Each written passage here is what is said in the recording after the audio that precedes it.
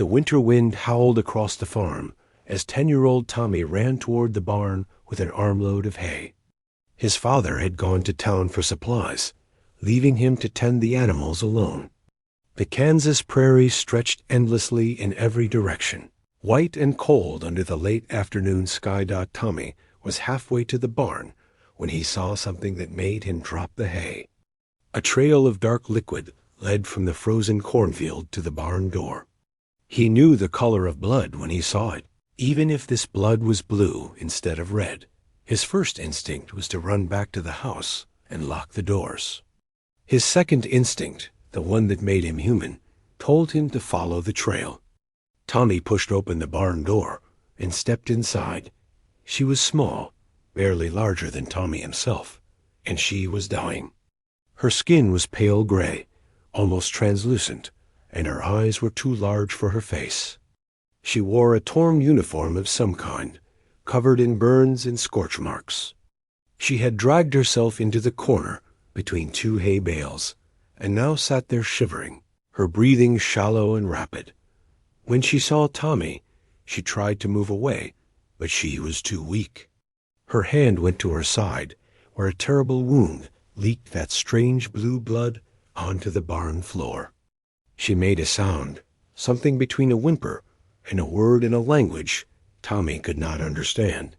Tommy knew fear. He had felt it when the tornado came last spring, when his mother died the year before, when he had to sleep in the dark after the power went out. But looking at this creature, this girl from somewhere beyond his world, he did not feel fear. He felt something else entirely. He ran back to the house and grabbed his blanket from his bed. It was the last thing his mother had made for him, a quilt of blue and green squares that she had finished just days before the cancer took her. His father had offered to wash it 100 times, but Tommy always refused. It still smelled like her, like home, like safety.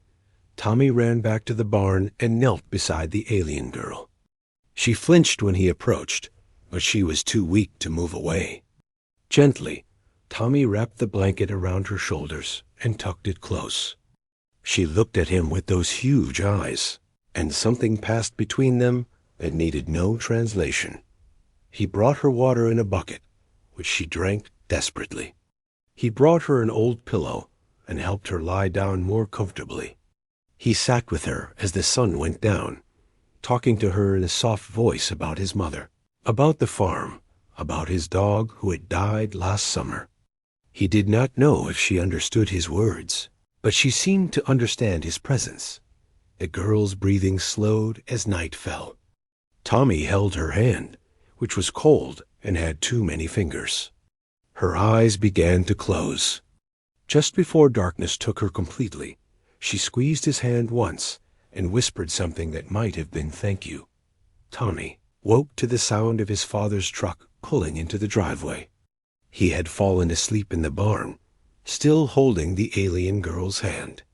When he looked down, she was not breathing anymore. The blanket was still wrapped around her, and even in death, she looked peaceful. Tommy heard his father calling for him, and was about to answer when the sky above the barn exploded with light. He threw himself to the floor as a massive ship materialized above the farm, so large it blotted out the stars. The barn shook, the animals screamed, and Tommy covered his head with his arms. The ship did not fire. Instead, it descended slowly until it hovered just above the ground. A door opened in its side, and beings began to emerge. They were tall, armored in black metal that seemed to absorb light itself. They carried weapons that hummed with barely contained energy. One by one they came, spreading out across the farm in perfect formation. Tommy counted them as they appeared. 20, 40, 60, 80. When they stopped coming, there were exactly 100 warriors standing in the snow around his barn. His father stood on the porch with his hunting rifle, which suddenly seemed very small and very useless. The largest warrior stepped forward. He was massive, easily 8 feet tall, with armor more elaborate than the others. He approached the barn slowly, his weapon held across his chest. Tommy stepped out to meet him, his legs shaking but his chin held high. The warrior looked down at Tommy, then passed him into the barn where the girl's body lay. For a long moment, nobody moved. Then the warrior did something Tommy did not expect. He lowered his weapon and placed his fist over his heart. Behind him, all 99 other warriors did the same. The leader spoke, and somehow Tommy understood him, though the words were not English. Perhaps the meaning was transmitted directly into his mind, or perhaps some things need no translation at all. You gave comfort to the dying. You showed mercy to one you had every reason to fear. You honored her with the last gift of your mother. Tommy said nothing. He did not know what to say. The warrior reached into his armor and removed something small. He knelt in the snow, bringing himself down to Tommy's level, and held out his hand. In his palm was a small crystal that pulsed with inner light. She was the daughter of our commander. She was shot down while on a training flight and crashed here. We tracked her ship, but we were too late. The warrior's voice carried a weight of sorrow that crossed all barriers of species and language. You could have left her to die alone in the cold. You could have been afraid. Instead, you sat with her. You gave her peace. The warrior pressed the crystal into Tommy's hand. This is a beacon. If you or your family are ever in danger, break it. We will come. Wherever you are, whatever the threat, we will come. He stood and turned to his warriors. Together they marched back to their ship, carrying the girl's body with them, still wrapped in Tommy's mother's blanket. Tommy wanted to ask for it back, but somehow he knew it needed to go with her. His mother would have understood. The ship rose into the night sky and vanished, leaving only Tommy, his father, and 100 sets of footprints in the snow. Tommy's father came to stand beside him, the rifle hanging forgotten in his hand. He looked down at his son, then at the crystal that glowed softly in the darkness. What did you do? His father asked quietly. Tommy thought about the question. He thought about the girl dying alone in his barn.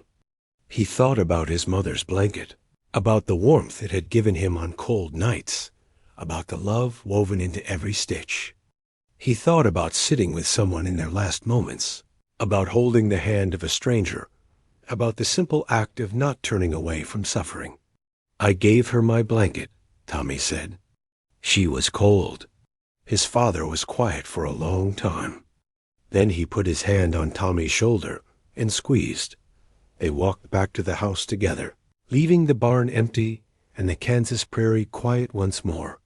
Tommy kept the crystal in his pocket, where it pulsed gently against his leg like a second heartbeat. He would keep it for the rest of his life, though he would never need to break it. Years later, when Tommy had grown and had children of his own, they would ask him about the crystal he wore on a chain around his neck. He would tell them the story of one cold night, one dying girl, and one blanket.